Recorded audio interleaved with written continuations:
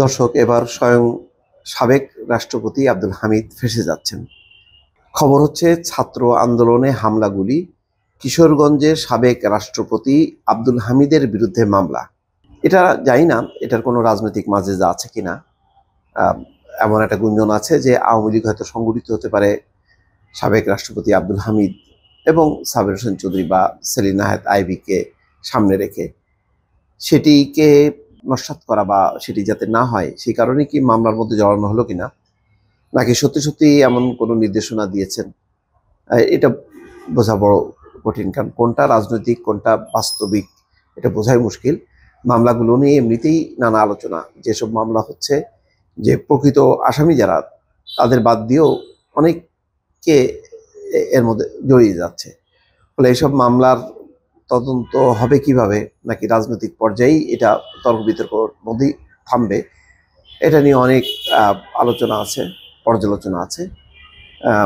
এখন যেই ঘটনাটা ঘটলো সেটা হচ্ছে ছাত্র আন্দোলনে হামলা ও গুলি করার ঘটনায় কিশোরগঞ্জের সাবেক রাষ্ট্রপতি আব্দুল হামিদ, সাবেক প্রধানমন্ত্রী শেখ হাসিনা, তার বোন শেখ রেহেনা, সজীব ওয়াজেদ জয়, সাইমা ওয়াজেদ পুতুল সহ 124 জনের বিরুদ্ধে মামলা হয়েছে।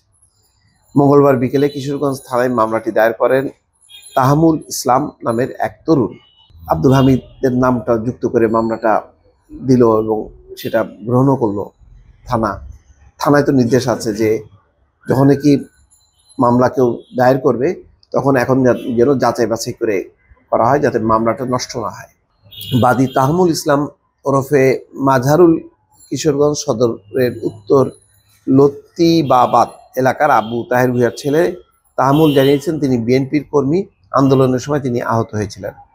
আওয়ামী লীগ সরকারের পতনের পর গত 5ই আগস্ট থেকে এই পর্যন্ত কিশোরগঞ্জ সদর থানায় 11টি মামলা সহ জেলায় প্রায় অর্ধশত মামলা হয়েছে। এসব মামলায় প্রায় 4000 জনের নাম উল্লেখ সহ অজ্ঞাত পরিচয় আরও 10,000-এর বেশি লোককে আসামি করা হয়েছে। এই প্রথম কোনো মামলায় সাবেক রাষ্ট্রপতি আব্দুল হামিদকে আসামি করা হলো। মামলায় আব্দুল হামিদ 3 নম্বর আসামি, 1 নম্বর আসামি করা হয়েছে শেখ হাসিনা, 2 নম্বর আছে শেখ রেহেনা। আব্দুল হামিদের নামের বানান আব্দুল হামিদ 80 বছর বয়সে তিনি মামলার আসামি হলেন।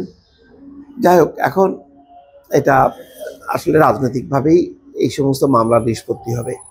এগুলো কি তদন্ত হবে, কিভাবে হবে বুঝতে পারছি না। এখন সত্য ঘটনায় কেন এইভাবে নামগুলো যুক্ত করা হচ্ছে, এটা একটা প্রশ্ন। এগুলির কোনো পেছনে রাজনৈতিক মাঝে যা আছে, আমি বারবারই বলছি যে আওয়ামী লীগ আমলে কিন্তু এইভাবে প্রতি থানায় থানায় এত বেশি মামলা ছিল যে বিএনপির নেতা কর্মী তো বটেই, এমনকি শুভাকাঙ্ক্ষী সমর্থকরা পর্যন্ত আসামি ছিল।